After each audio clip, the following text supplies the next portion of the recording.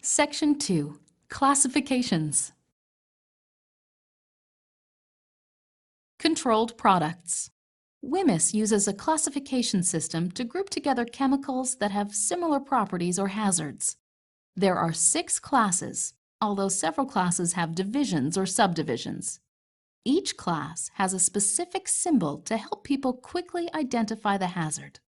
The classes are Class A, compressed gas; Class B, flammable and combustible material; Class C, oxidizing material; Class D, poisonous and infectious material; Class E, corrosive material; and Class F, dangerously reactive material.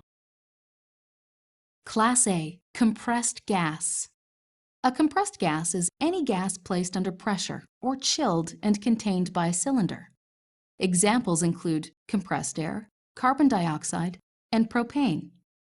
These materials are dangerous because they are under pressure. If a cylinder breaks, it can be propelled at high speeds, creating a danger to anyone standing nearby. If a cylinder is heated, the gas will expand, causing the cylinder to explode. Leaking cylinders are also dangerous because the gas released is very cold and therefore may cause frostbite if it touches your skin. Class B, flammable and combustible material. A flammable material is any material that will burn or catch on fire easily at temperatures below 37.8 degrees Celsius or 100 degrees Fahrenheit. In contrast, combustible materials must usually be heated to temperatures between 37.8 and 93.3 degrees Celsius or 100 and 200 degrees Fahrenheit before they will catch on fire. Reactive flammable materials are those that may spontaneously burn when they touch air or water, or may react with air or water to make flammable gas. Class B flammable and combustible materials may be in solid, liquid, or gas form. All 3 states are represented in the 6 divisions making up Class B. Class B is divided into 6 divisions. Division 1, flammable gas. This division includes methane and hydrogen. Division 2, flammable liquid. This division includes paint thinner and cleaners.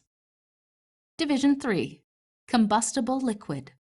This division includes any liquid that can burn or explode. Division 4, flammable solid. This division includes solids that can catch fire from heat or friction. Division 5, flammable aerosol. This division includes sprays that can catch on fire.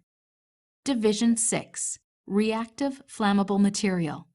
This division includes any material that can catch on fire. It is important to realize that flammable materials are considered more dangerous than combustible materials because they tend to catch on fire more readily at normal working temperatures. Despite the absence of an ignition source, a fire may result from a chemical reaction between a flammable or combustible material and an oxidizer, a material that does not usually burn but can fuel a fire by providing required oxygen or cause materials that do not usually burn to spontaneously combust. Class C, oxidizing material. As stated, oxidizers do not usually burn themselves, but they will either feed a fire by providing necessary oxygen, or they may cause materials that normally do not burn to suddenly catch on fire. In some cases, a source of ignition, such as a spark or flame, is not necessary for the material to catch on fire. Only the presence of an oxidizer is required. Oxidizers can come in the form of gases, such as oxygen and ozone, liquids such as nitric acid and perchloric acid solutions, and solids such as potassium permanganate and sodium chlorite. Some oxidizers, such as those comprising the organic peroxide family, are extremely hazardous because not only will they burn, they also have the ability to provide oxygen to produce a fire. Class D, poisonous and infectious material. Class D materials are those that can cause harm to your body. They are divided into 3 major divisions. Division 1 comprises materials causing immediate and serious toxic effects. These materials can cause serious health effects within minutes after exposure. Most will also cause effects that take longer to notice, such as cancer. Division 2 comprises materials causing other toxic effects. These can cause immediate but temporary effects. They can also cause effects that take longer to notice. Division 3 comprises biohazardous infectious materials. These are organisms or toxins that can cause diseases in people. Class D, divisions. As mentioned, Class D is divided into 3 divisions. Division 1, materials causing immediate and serious toxic effects. This division includes carbon dioxide, sodium cyanide, sulfuric acid, toluene-2, 4-diisocyanate or TDI, and acrylonitrile. Possible effects include burns, loss of consciousness, coma, or death. Division 2, materials causing other toxic effects. This division includes asbestos fibers, mercury, acetone, benzene, crystalline silica, lead, and cadmium. Possible effects include cancer, allergies, reproductive problems or harm to a fetus, changes to your genes, irritation, and sensitization. Division 3, biohazardous infectious materials. This division, composed of bacteria, fungi, and parasites that can live in human body tissues and fluids, includes the AIDS/HIV virus, hepatitis. Class E, corrosive material. Corrosive materials can cause severe burns to skin and other human tissues, such as the eyes or lungs, and can damage clothes and other materials, including metal. Corrosives are grouped in this special class because their effects are permanent. Irritants having similar but temporary effects are grouped in Class D, Division 2. Corrosive materials you may encounter include nitric acids, sulfuric acids. Class F, dangerously reactive material. A material is considered to be dangerously reactive if it displays the following 3 properties. 1. It can react very strongly and quickly with water to make a toxic gas. 2. It will react with itself when bumped or dropped, or if the temperature or pressure increases. And 3. It can vigorously join to itself, break down, or lose extra water to become a denser material. If a material is dangerously reactive, it is often considered to be unstable. Most of these materials can be extremely hazardous if not handled properly because they can react quickly and very easily.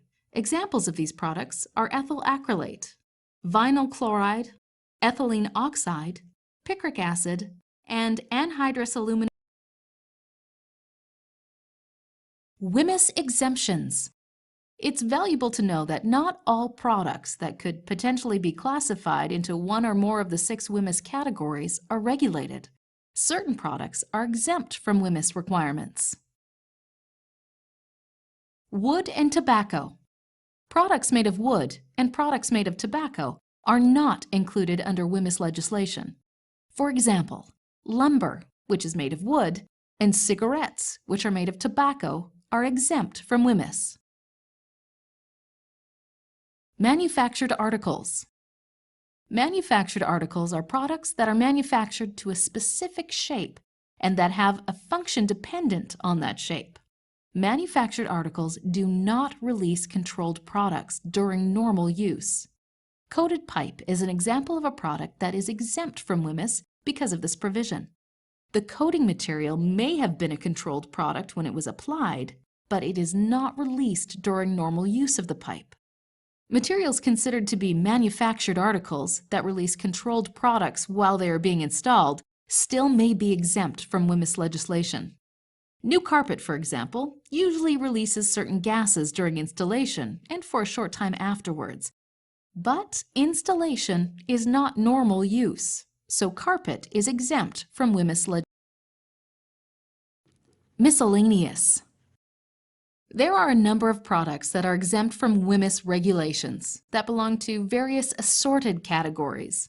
These include the following: explosives that are covered by the Explosives Act, cosmetics, devices, foods, and drugs that are covered by the Food and Drug Act, pesticides and herbicides that are covered by the Pest Control Product Act, radioactive materials that are covered by the Nuclear Safety and Control Act, and consumer products that are restricted products and covered by the Hazardous Products Act.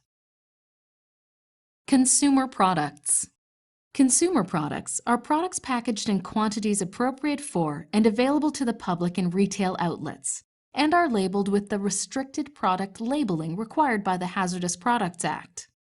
For example, a solvent that is packaged in a 250 milliliter container labeled with a restricted product label and offered for sale in a hardware store is considered a consumer product. In this situation, the WHMIS consumer product exemption applies. The supplier does not have any WHMIS responsibilities. Yet the same product packaged in a 454-liter drum and sold at an industrial supply outlet would not be permitted this exemption. It would be considered a controlled product, and all WHMIS supplier requirements would apply. This concludes Section